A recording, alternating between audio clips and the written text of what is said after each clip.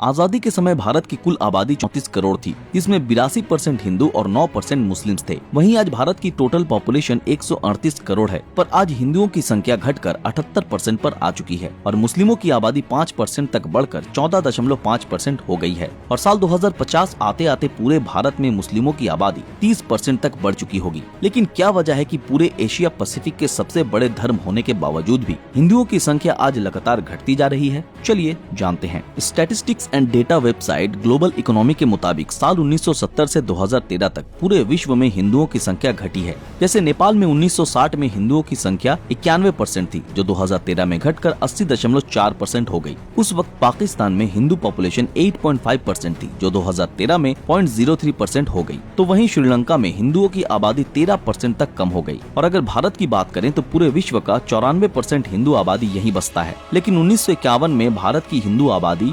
84.1% थी, जो 2013 में घटकर 74.8% पर आ चुकी है। यानी पूरे विश्व में ही नहीं, हमारे देश भारत में भी हिंदुओं की संख्या बढ़ने की बजाय कम होती जा रही है। लेकिन ऐसी क्या वजह है कि हिंदुओं की संख्या लगातार घट रही है? गाइस, इसके पीछे हजारों रीजंस हैं, पर सबसे अहम मुद्दों में से एक है लिटरेसी यानी शिक्षा। आज भारत में 73.3% हिंदू लिटरेट है, तो वहीं 68.5% मुस्लिम्स की आबादी ही लिटरेट है। इसी अशिक्षा के कारण भारत के मुस्लिम्स ओवर पॉपुलेशन और फैमिली प्लानिंग जैसी चीजों से वाकिफ नहीं है। दूसरी तरफ हिंदुओं में शिक्षा का परसेंटेज ज्यादा होने के कारण वे 1 या 2 बच्चों को ही जन्म दे रहे हैं और फैमिली प्लानिंग पर भी ध्यान दे रहे हैं, जिसके कारण हिंदुओं की संख्या घटती जा रही है।